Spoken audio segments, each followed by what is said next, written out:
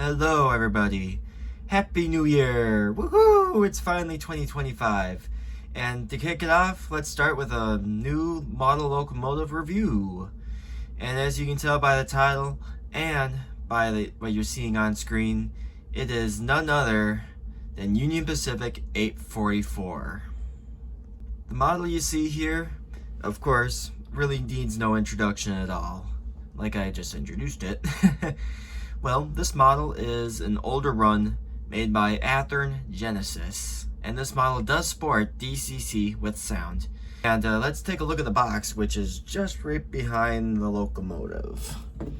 It comes in the typical Athearn Genesis style big blue box that they come with, and my background just fell down. As you see right here, has a nice sketch of the locomotive itself, almost looks like a blueprint. You got I could assume at one time had DCC sound right here, but that got ripped off by the old price tag. Union Pacific FEF-3 844. On the North box, you got the Northern logo with the Genesis logo on there, meaning it is because Genesis is Athearn's premium brand. Genesis on the side, nothing along here, along with a nice accent gold stripe, and basically nothing on the back. And let me fix the background here. With the background all fixed, now I can go over some of the specs of this model. And I believe, since this is an older run up from Athearn Genesis, it does have some features that the current 844 does not have, or was removed. And I'll start off with disconnecting the tender from the locomotive, which I already disconnected it off camera. As you see on the front right here, or on the side right here, starting from the cab, you got a nice crisp 844 along with the classification, and it says 266 there, I guess. And on the cab itself, for details wise, there is this foot plate right here, along with two doors that go into the cab.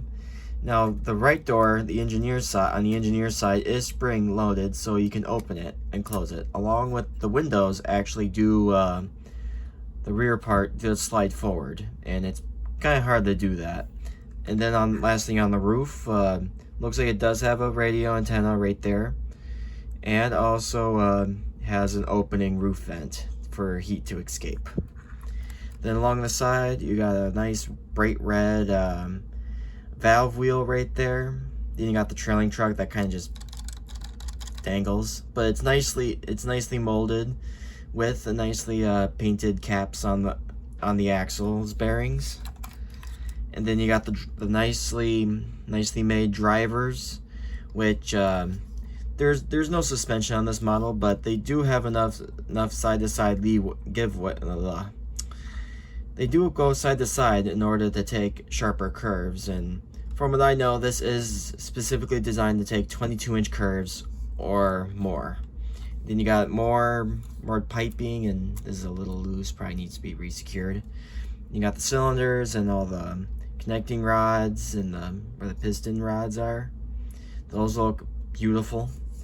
Then you get to the front of the locomotive, and this is where basically the only difference between what 844 looks like now and what it looked like when this model was made of 844, which has this Mars light right here, which is functional on this model. And also, I do want to note, the number boards also do light up, and this is kind of fun to do, is that the bell can swing, even though I believe on the real 844, I don't think this bell is meant to swing like that. I think it's pneumatic, like there's a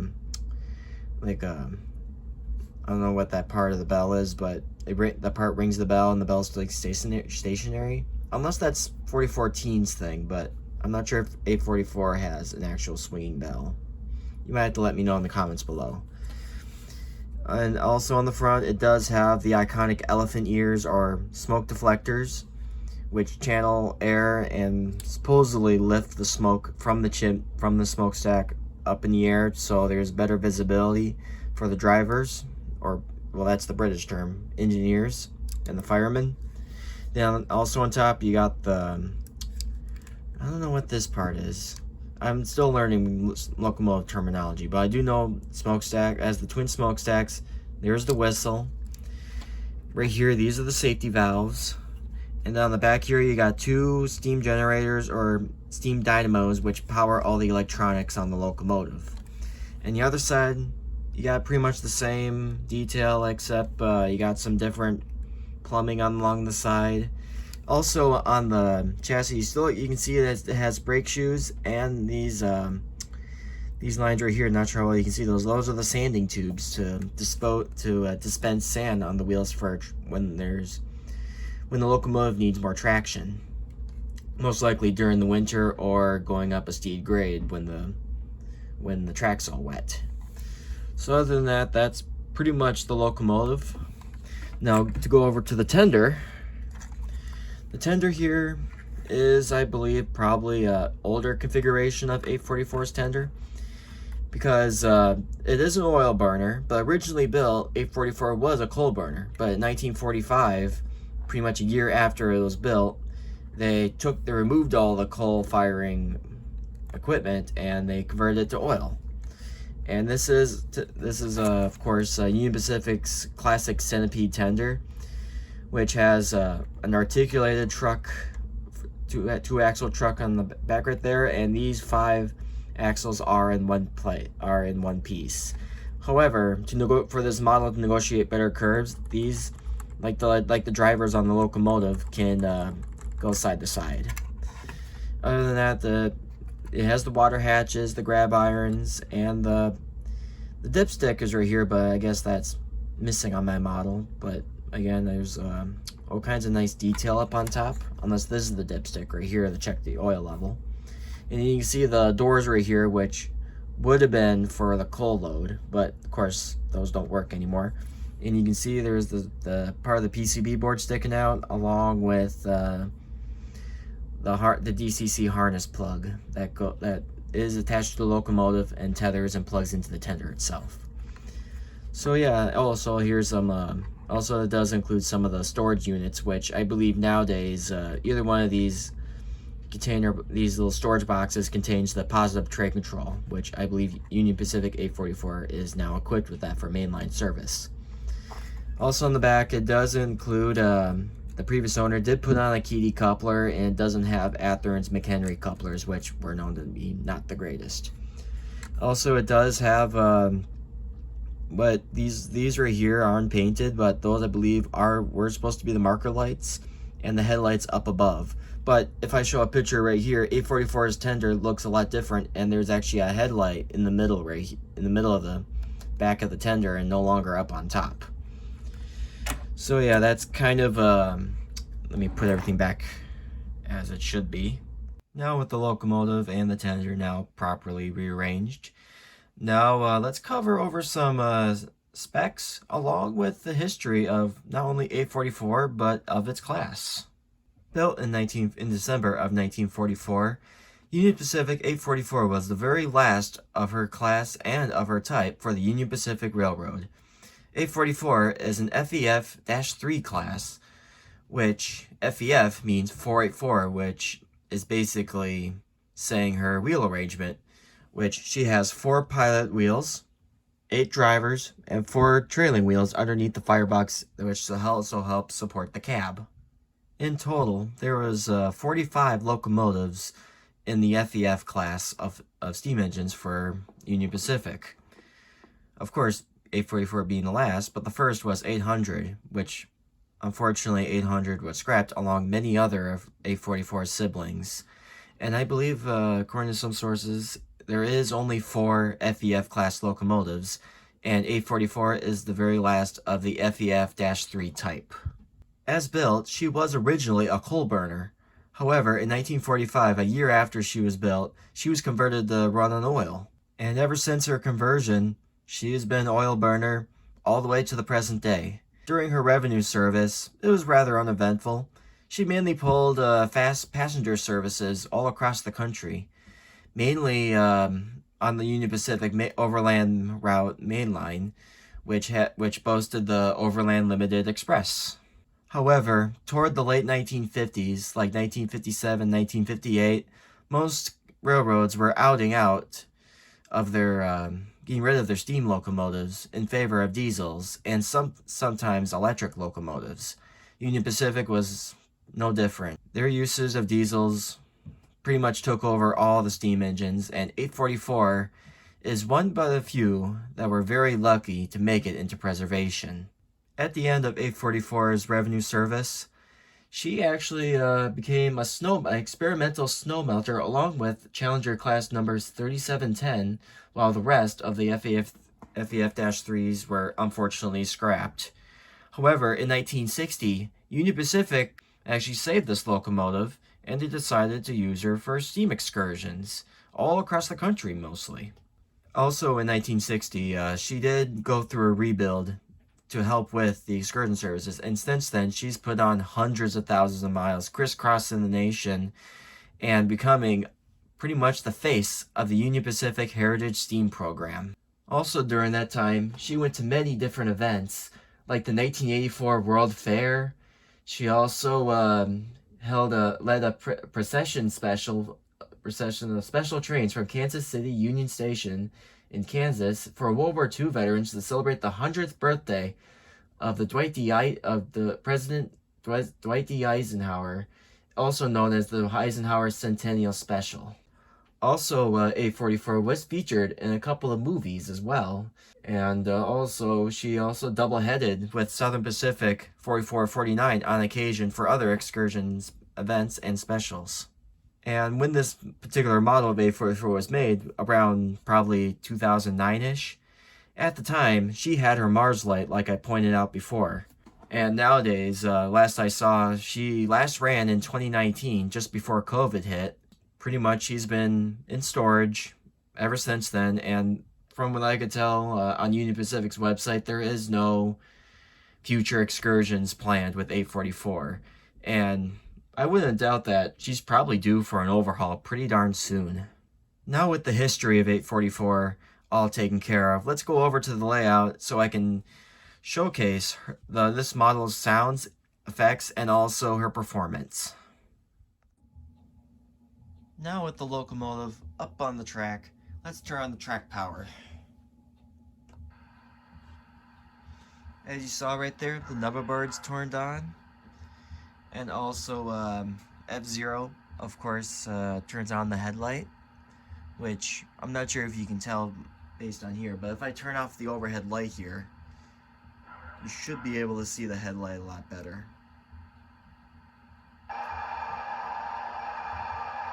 And now these are just some like idling sounds that it's doing right now. Also, for the Mars light is F3. It sounds like a cartoonish pistol going off. I don't know why it makes that noise, but let me showcase what the headlight kind of looks like. The Mars light, excuse me, what that looks like here. As you can see, you can barely notice it, but the Mars light is blinking. You kind of notice it more when you see it head on. But yeah, the headlight, marker lights, and the Mars light does operate, the number boards, Mars light, and the headlight do work. However, the marker lights do not light up. But I do know that on the newer Broadway Limited version of this model, the marker lights do light up. Now that I covered the Mars light is turned on by F3. Also, I should make note that this model, since it's older, it does not have a tsunami decoder. This has an earlier version of Loc Sound, or ESU. So, F1 is the bell. F2 is the whistle. F3, like I mentioned, is the Mars light. F4, I can't recall what it is, but let's find out. That's the couplers, I believe, opening and closing. Not sure what that was. F6. All right, looks like it's a. Yep, that's all aboard. Not sure what that was. F8. Oh yeah, F8 can change the whistle type. Now I'll have that whistle.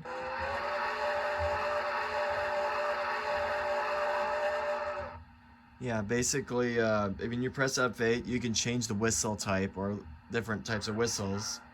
And to lock it in, you press F2. So I'll continue cycling through it so I go back to that original whistle.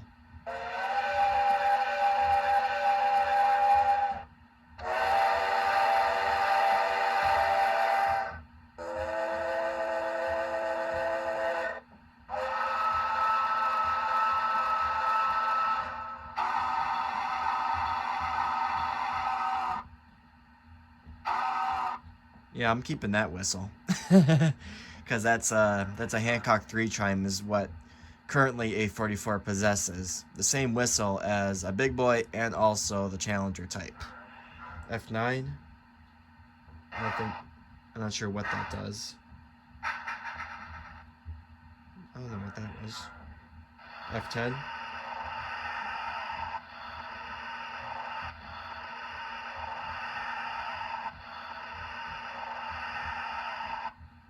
F11.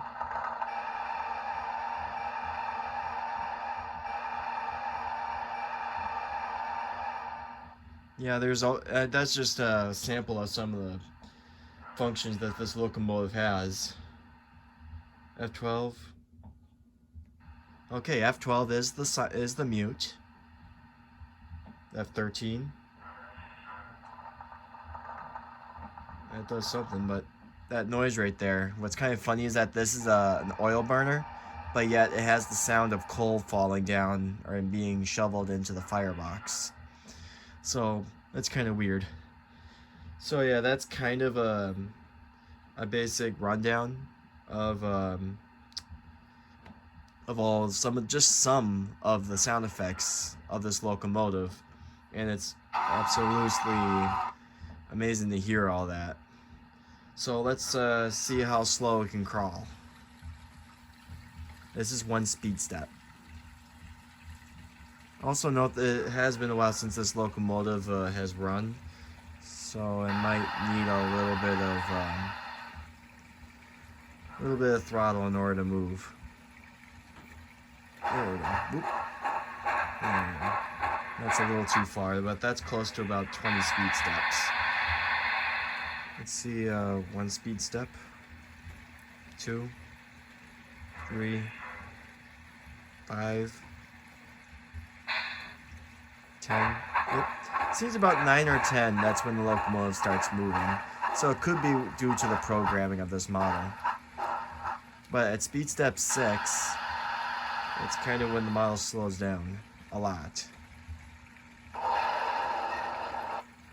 Trying to get it going.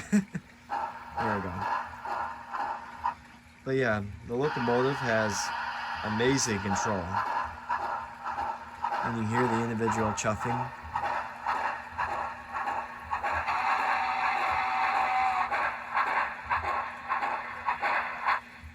Yeah, once this model warms up, the crawling is absolutely insane for a passenger engine with such large drivers, which in real life, this locomotive had 80-inch drivers.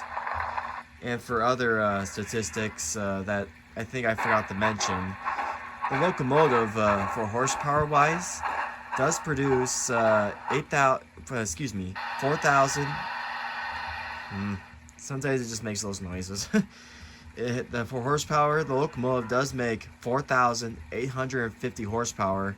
And as for traction effort, this locomotive has a traction effort of about 66,000 foot-pounds of torque, Otherwise, it can haul about 30, 30 fully loaded semi-truck trailers, or roughly 1,000 tons of freight, or of a long passenger train.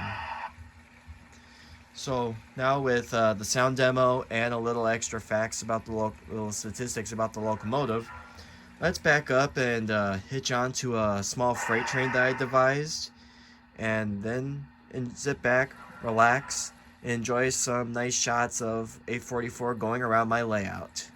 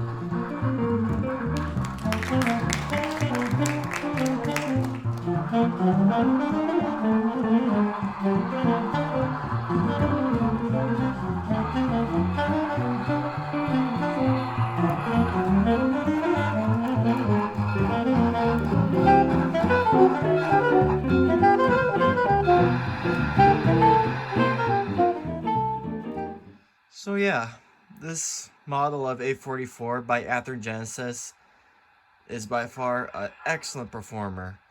It can pull, well, when used it at the club that I'm part of, it can haul easily 30, 40 cars up the club's layout's 2% grade. And here on here, I can't pull as much due to the length. But as you saw right there, throughout these little clips, this locomotive has absolutely no troubles pulling this train. However, you may have noticed that the locomotive tends to vary in its speed, and it's not very consistent.